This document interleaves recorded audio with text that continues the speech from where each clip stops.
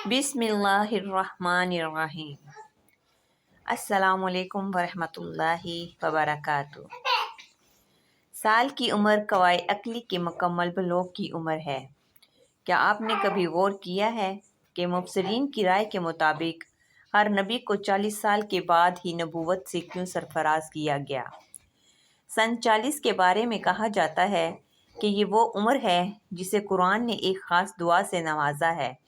यहाँ तक कि जब वो अपनी पुख्तगी को पहुंचा और 40 साल का हो गया तो कहा, ऐ मेरे रब, मुझे तौफीक दे कि मैं तेरी नेमत का शुक्र अदा करूं जो तूने मुझ पर और मेरे वालिदैन पर फरमाई, और ये कि मैं वो नेक अमल करूं जो तुझे पसंद हो, और मेरी औलाद को नेक बना।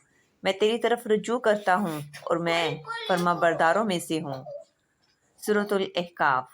ये एक मायने खेज दुआ है जिसमें माजी के लिए शुक्र और आने वाले दिनों के लिए दुआ शामिल है।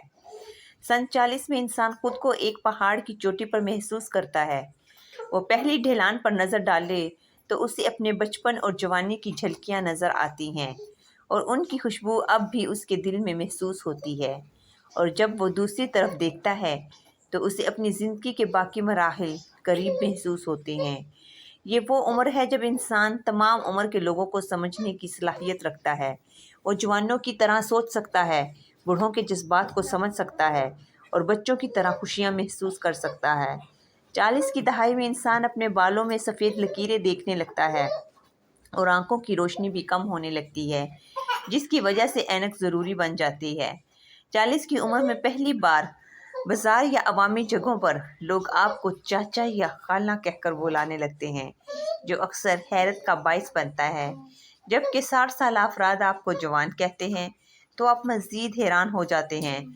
40 में ज़िंदगी की दरमियानी उम्र का बहरान शुरू होता है, जिसमें सख्त सवालात सर उठाते हैं।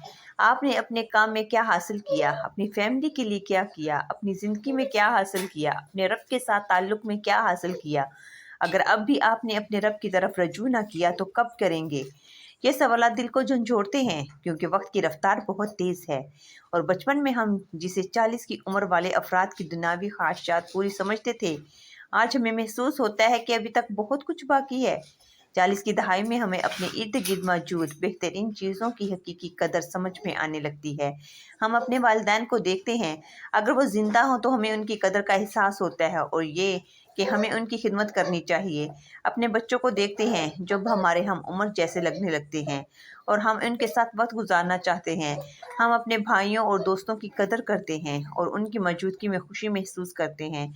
40 की दहाई में इंसान का वक्त आता है कि वो अपने माजी की गलतियों और कोताहियों को पहचानने और एक मतवाज़न और दाना शख्सियत बनने। ये उम्र दराज़ फसल काटने का वक्त है जिसमें हम अपने माजी के अमाल के नताइज देखना शुरू करते हैं। लेकिन अभी भी तब्दीली मुमकिन है। हर इस शख्स के लिए सलाम जिसने 40 साल का सफ़र तय किया या इसके करीब पहुंच गया। हज़रत मसरूक से पूछा गया कि इंसान अब अपने गुनाहों पर पकड़ा जाता है तो फरमाया, जब तू 40 साल का हो जाए तो अपने बचाव मुहैया कर ले। अबू यदि उसी में है। हज़रत सल्लल्लाहु अलैहि वसल्लम फरमाते हैं कि जब मुसलमान बंदा 40 साल का हो जाता है तो अल्लाह ताला उसके हिसाब में तखफीफ कर देता है, और जब 60 साल का हो जाता है तो अल्लाह ताला उसे अपनी तरफ झुकना नसीब फरमाता है, और जब 70 साल की उम्र का हो जाता है तो आसमान वाले उससे मोहब्बत करने लगते हैं, और जब इस 80 साल का हो जाता है तो अल्लाह ताला इसकी नेकियां साबित करता है और इसकी बुराइयां मिटा देता है, और जब 90 साल का होता है तो अल्लाह ताला उसके अगले पिछले गुनाह माफ़ फरमाता है और इसके घराने के आदमियों के बारे में इसे शिफायत करने वाला बनाता है, और आसमानों में लिख दिया जाता है कि ये अल्लाह की ज़मीन में उसका कैदी है। ये हदीस सन से मसनद अहमद में भी है। अरब शायर कहता है, बचपने में नासमझी की हालत में जो कुछ हो गया हो, लेकिन जिस वक्त बुढ़ापे ने मुंह दिखाया तो सर की सफ़ेदी ने खुद ही बुराइयों से कह दिया कि अब तुम कूच कर जाओ। फिर इसकी दुआ का बयान हो रहा है कि इसने कहा, मेरे परवरदिगार, मेरे दिल में डाल के तेरी नेमत का शुक्र करूं जो तूने मुझ पर और मेरे माँ बाप पर अनाम फरमाई, और मैं वो अमाल करूं जिनसे तू मुस्तकबल में खुश हो जाए, और मेरी औलाद में मेरे लिए इस्लाह कर दे, यानी मेरी नस्ल और मेरे पीछे वालों में। मैं तेरी तरफ रजू करता हूँ और मेरा इकरार है कि मैं फर्माबरदारों में हूँ। اس میں ارشاد ہے کہ 40 سال کی عمر کو پہنچ کر انسان کو پختہ دل سے اللہ کی طرف توبہ کرنی چاہیے اور نئے سرے سے اللہ کی طرف رجوع اور رغبت کر کے اس پر جم جانا چاہیے۔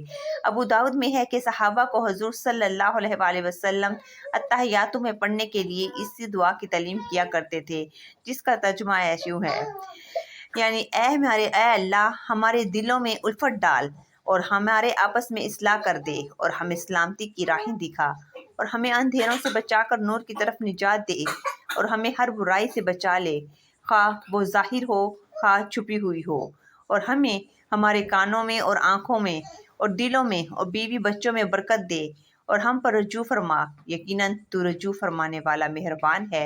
اے اللہ ہمیں اپنی نعمتوں کا شکر گزار اور ان کے باعث اپنے ثناءخواں اور نعمتوں کا اقراری بنا اور اپنی بھرپور نعمتیں ہمیں عطا فرما۔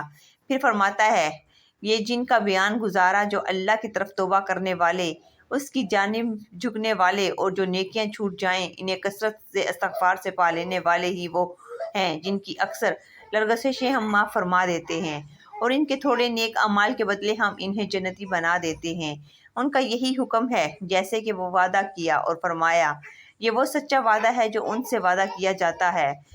ابن حریر میں ہے، حضور صلی اللہ علیہ وسلم بروایت روح الامین علیہ السلام فرماتے ہیں، انسان کی نیکیاں اور بدیاں لائی جائیں گی اور ایک کو ایک کے بدلے میں کیا جائے گا، بس اگر ایک نیکی بھی بچ رہی تو اللہ تعالیٰ اسی کے عوض اسے جنت میں پہنچا دے گا۔